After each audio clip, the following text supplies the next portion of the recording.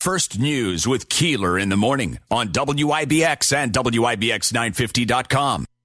Swimsuit? Check. Sunscreen? Check. Phone charger? Check. Don't forget to pack the 5-Hour Energy. It fits great in a pocket or carry-on, and the alert feeling will help you arrive ready for anything. Now get 20% off when you use code 5HETRAVEL at 5hourenergy.com. Expires April 30th. One-time use only. Not valid with other discounts. Remember, visit 5hourenergy.com and use code 5HETRAVEL to save 20%. Let's go to Dr. Kent Hall, standing by. If you have a question of Dr. Hall, 315-736-0186. Dr. Hall, of course, is the Chief Physician Executive at MVHS. Doc, let's start with your numbers. Good morning. Good morning. How you doing this morning? Good.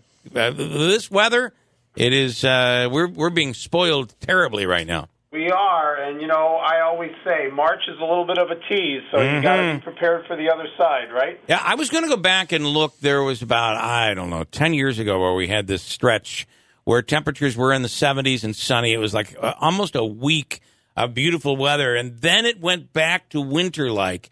But I'm wondering, during that year, did it go back to hard winter, or was it just cooler and miserable?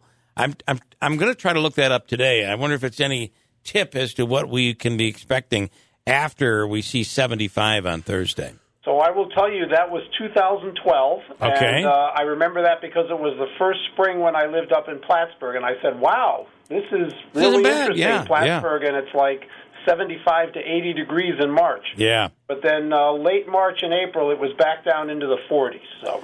Yeah, it almost seems like it takes forever to get out of the 40s once it goes back down there. So, yeah. Well, let's hope we don't have that, but I'm sure we will. Okay. I'm glad COVID adjusted, by the way. This year, South Carolina comes to Utica instead of Utica going down to South Carolina.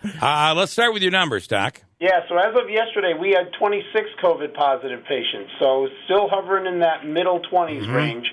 I've been reading online and looking at the statistics across the country, and positive cases have ticked up across the country. Positive cases have ticked up about 5% over the last week. That I don't know that that's related to what we were talking about yesterday with spring break, but it doesn't bode well. We need to make sure that we're doing what we need to do.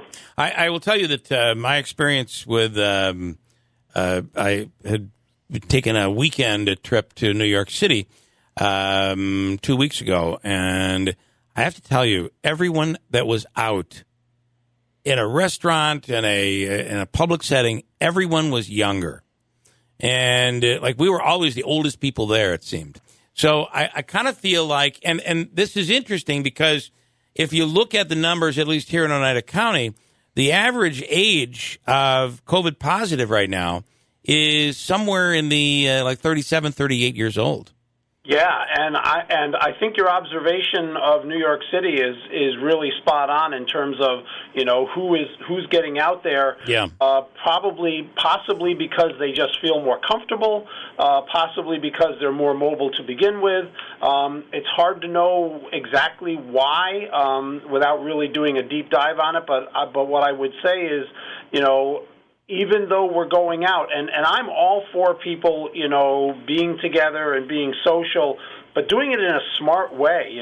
We need to maintain, our social distancing and, things like that. Obviously, as long as if everybody in your bubble, your extended bubble, has been vaccinated and or recently had COVID and recovered from it, and you want to get together potentially without masks, then I personally think that that's okay. Yeah. But, you need to be careful. And when you're out and about, you don't know what the status is of other people around you. And so it's always better to be safe than to end up, being the target, either inadvertently giving it to somebody, because again, remember, even with the vaccines, we don't know that people that have gotten vaccinated can't harbor a little bit of the virus within their nasal cavities and can't be spreaders, even though they're probably less spreaders than if they didn't have the vaccine. Yeah. That's yet to be determined. Listener questions this morning. I want to start with Jean, who's on the line in New Hartford. Hi, Jean. You're on with Dr. Hall. Thank you. Good morning, Doctor. My family, we've all had the vaccine, and we have some friends that have had the virus, and they feel that they don't need to have the vaccine. Now, should we be concerned when we're with them, if they come to my home or if we're out having dinner with them? Should my family or should myself, should we be concerned because these people haven't had the vaccine? Okay. Yeah, so good question. So what I would say is that if they've been sick within the last 90 days, then they are certainly going to have native immunity, and so that should not be a problem. The fact that you and your family have had the vaccine means that you are protected, and so you certainly should not be afraid for yourselves. I would still strongly encourage your friends to get the vaccine, because even if you've had the native disease, the amount of immunity that is conveyed is not consistent with the native disease, as with the vaccine it is, and so you can actually get more consistent protection with the vaccine. All right. Well, thank you very much for taking the time. All right, Jane, thanks so much. Monaski has one from the app. Ken wants to know, 3 weeks ago, I got my first Moderna vaccine. About 2 weeks ago, I started to notice my legs feel weak. I get joint pain in my legs and feet nightly. I went to my primary. They said they haven't heard of such a side effect. Has Dr. Hall heard of this, and would he advise me to get my second shot next week? So let me take the second one first. The answer is yes. I would certainly advise you to complete it. I have not heard or read anything about those prolonged muscle or joint aches. I do know that they can occur immediately after, but I haven't heard of, and they usually are self-limited. They usually go away in about 3 to 5 days. Yep. I haven't heard of anything that extends for a longer period of time. I think you going to your primary care doctor was exactly the right thing to do to make sure that there's nothing else going on. And what I would say is that, it's something that you should be aware of, but it should not in and of itself keep you from getting the second. Right. We're going to lose the TV audience here right now, but I want to keep it going. Dolores is on in Oneonta, and, of course, watching on TV down there. Dolores, thanks Good morning, for Dr. Hall. tuning in. And Dr. Hall, you're on with him right now. All right, thank you. Good morning, Dr. Hall. I have a question regarding taking medication before vaccination. Many of my friends have had terrific headaches after their second Moderna vaccination, and I'm wondering if taking Tylenol, not aspirin, before the vaccination is wise. I'm going to have you stay on the line because we've switched off on the TV. Doc, I'll let you take that. Yeah. So what I recommend, which is not consistent with all of the advice out there, but what I recommend is that for the second dose of the vaccine, you can take a Tylenol before you get the vaccine. I do not recommend that for the first dose, but I do recommend it for the second dose. Because it has not been shown that there is any change in the immune response from a second dose of a vaccine.